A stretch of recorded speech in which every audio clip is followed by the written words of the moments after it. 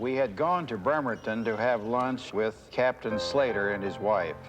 It was a beautiful summer day, and someone suggested we go home by air ferry. Why not? So in we climbed.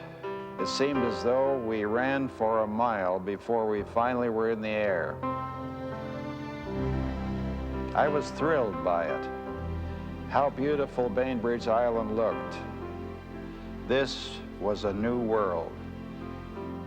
This little trip served to create in me a deep-seated desire to do more traveling by this medium. And that was written as of July 1929 by Bill Allen, and was the first indication I have found of his initial desire to pursue a career in aviation.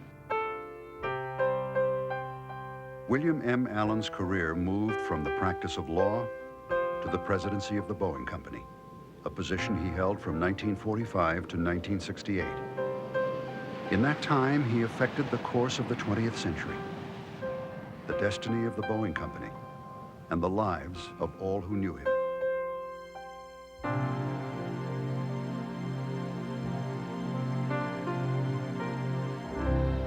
Well, it was a classic, case of coming in at the very bottom of an operation. I think they'd canceled all the contracts the day he took over.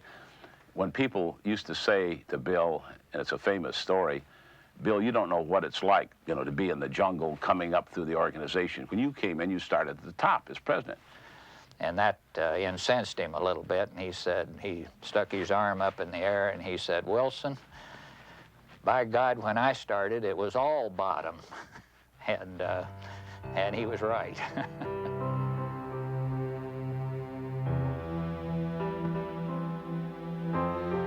He knew he had a vision, and he felt that he was on top of that vision, and that vision was the future, the far-term future, not the next December's operating profit. He was the person, if you will, that decided Boeing should play a part in the jet age, and was willing to, in effect, risk the company by agreeing to make the investment. I think the 707 and the way he led that team and had the courage to do it and then do a good job of it has to be something that stands out in all of Boeing's history.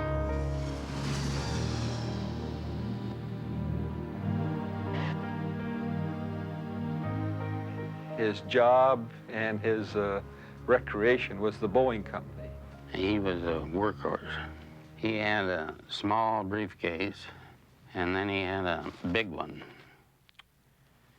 And he took both of them home each weekend and each evening. I know he enjoyed a game of golf.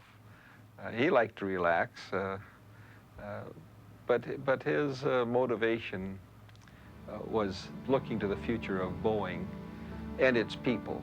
He learned the first names of most of the engineers and most of the people in the factory. He was a first name caller. He loved that team play of everyone, getting together and let's build a Saturn booster and go to the moon, or let's build the biggest jet in the world, or, whatever it is, or let's defend the country with a new kind of weapon system. He liked the team play. Bill Allen stated many times that Boeing's most important resource was its people. I believe he really meant that, and the people at Boeing believed that. I was affected, as was everybody who worked with him, by the excellence of his communication. Bill was a thrilling person to work for. He could also be pretty exhausting. He would give you the responsibility, and then he had this utter faith in you that you were going to do it. And it sort of built your own courage, That is one of the things I think we'll remember Bill Allen for, is his ability to understand the importance of people and his ability to inspire them. He obviously knew that we had to make a profit in order to stay in business, but it was the integrity of the product, and we're flying it. It's the community we're living in and our obligation to our fellow man. He was ahead of his time in that area. You can find things that he started in the community that are still there, almost as memorials to Bill. I don't know how he did all that, but he was pretty heavily involved. Bill Allen also had a secret weapon, and that weapon was his wife, Meph Allen. Together, they were a formidable pair. I never really think of Bill without thinking of Meph as well, and the contributions they made, you know, she did to the company as well.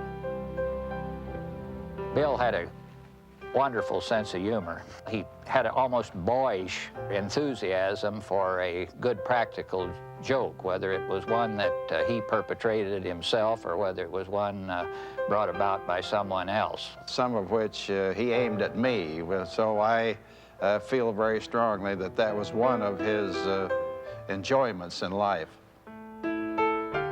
He was dedicated to the Boeing Company, the future, and to the people that he worked with.